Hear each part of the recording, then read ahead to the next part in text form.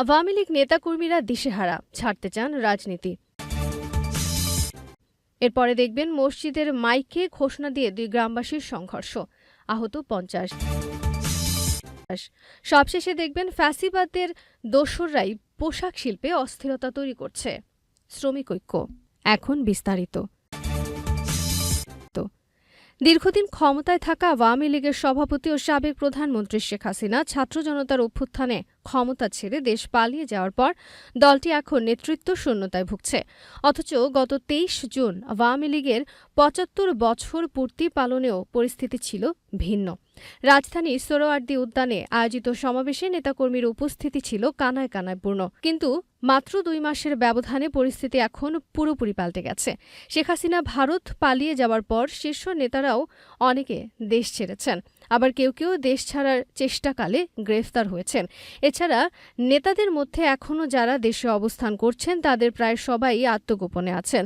বর্তমানে নেতৃত্ব শূন্য থাকা আওয়ামী লীগের নেতাকর্মীরা চরম হতাশায় ভুগছে। তাদের অনেকেই এখন উদ্বেগ ও আতঙ্কে দিন কাটাচ্ছেন। সংবাদ মাধ্যমে কথা বলার সময় তারা তাদের নাম প্রকাশ করতে চাননি। আওয়ামী লীগের জেলা পর্যায়ের একজন নেতা বলেন, আমাদের দলের এখন দিশেহারা বিপর্যয় অবস্থা হয়ে গেছে। কারণ 1 মাস হয়ে গেল অথচ কেন্দ্র থেকে কার্যকর কোনো নির্দেশনা দেওয়া হলো না। ফোন দিলেও কেউ ধরে না।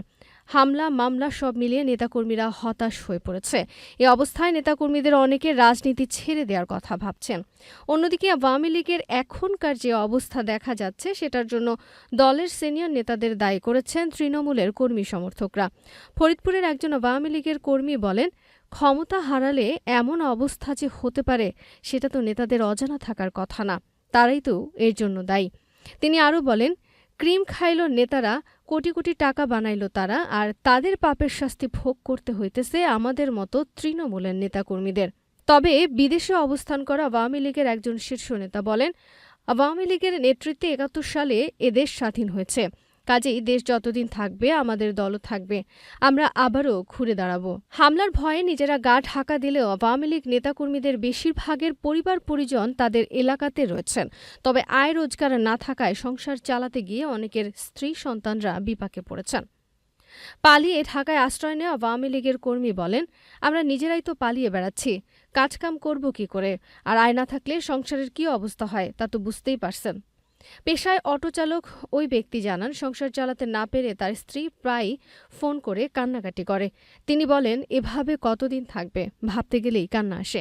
মনে হচ্ছে রাজনীতি করাই পাপ হয়েছে, তাই আর রাজনীতি করব না বলে সিদ্ধান্ত নিচ্ছি। বিবিসি বাংলাকে বলেন, ফরিদপুরের ওই আওয়ামী লীগ কর্মীদের মধ্যে আরও অনেকেই এমন সিদ্ধান্তের দিকে এগুচ্ছেন বলে জানাচ্ছেন আওয়ামী লীগের জেলা পর্যায়ের এক নেতা। আপা পালাইছে মানতে কষ্ট হয়। গত 24 জুলাই সংবাদ সম্মেলনে সাবেক প্রধানমন্ত্রী শেখ হাসিনা বলেছিলেন, শেখ হাসিনা পালিয়ে গেছে, শেখ হাসিনা নাই, শেখ হাসিনা চলে গেছে, শেখ হাসিনা পালায় না। অথচ এই ঘটনার ঠিক 10 দিন পরে লাখ লাখ মানুষ রাজপথে নেমে আসার পর গত 5 অগাস্ট দুপুরে আওয়ামী লীগ সভাপতি হেলিকপ্টারে করে ভারতে পালিয়ে যান, যা এখনও মানতে পারছেন না দলটির নেতাকর্মীরা।